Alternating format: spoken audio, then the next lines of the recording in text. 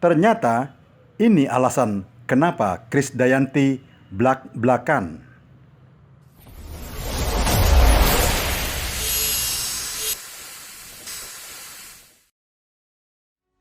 Diva penyanyi pop Indonesia Krisdayanti atau akrab disapa KD mengejutkan panggung politik nasional.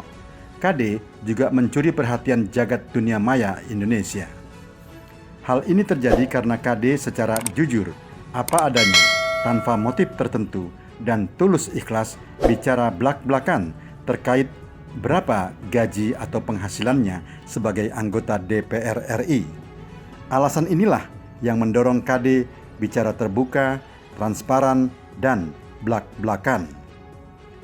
Krisdayanti secara terbuka dan transparan mengaku bahwa sebagai anggota DPR RI, dirinya menerima gaji 16 juta rupiah setiap bulannya. Selain itu, kata mantan istri musisi Anang Hermansyah ini, dirinya juga mengaku menerima tunjangan sebesar 59 juta rupiah yang diterima 5 hari setelah mendapat gaji pokok. KD pun menyebutkan bahwa anggota DPR mendapatkan dana aspirasi sebesar 450 juta rupiah yang diterima 5 kali setahun. Ada pula dana kunjungan daerah pemilihan atau dana reses sebesar 140 juta rupiah.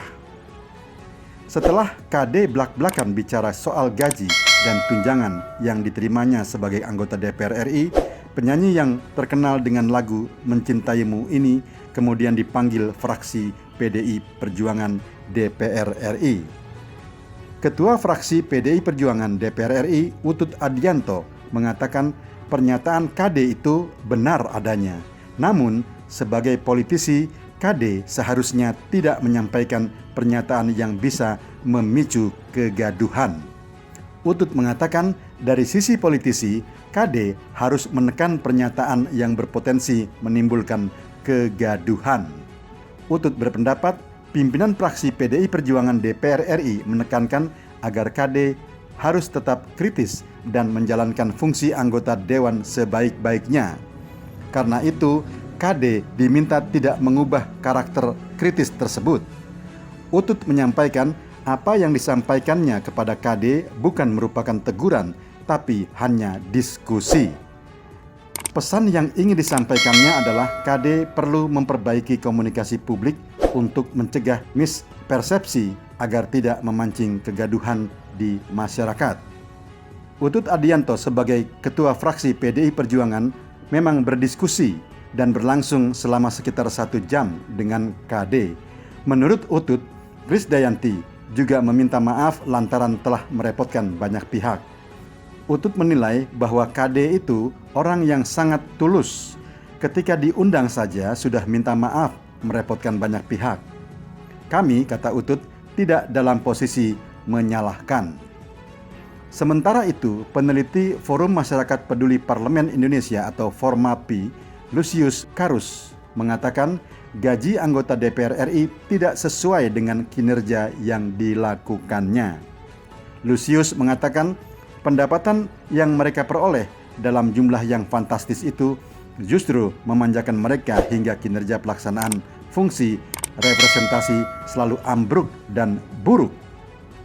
Menurut Lucius, kinerja anggota DPR RI periode saat ini sangat minim. Selama 2 tahun awal masa kerja, mereka baru mengesahkan 4 rancangan undang-undang atau RUU prioritas. Hasil ini, kata Lucius, terlampau sedikit untuk menjelaskan betapa nikmatnya gaji dan tunjangan berlimpah yang mereka peroleh sebagai anggota DPR RI. Lucius mengatakan fungsi pengawasan anggota parlemen juga melempem. Bahkan fungsi anggaran hampir digawangi secara penuh oleh pemerintah yang responsif menata ulang anggaran ketika terjadi pandemi. Lucius mengatakan mana ada sumbangan pemikiran DPR untuk restrukturisasi anggaran itu. Menurut Lucius, idealnya penghasilan anggota DPR RI harusnya ditentukan berdasarkan kinerja.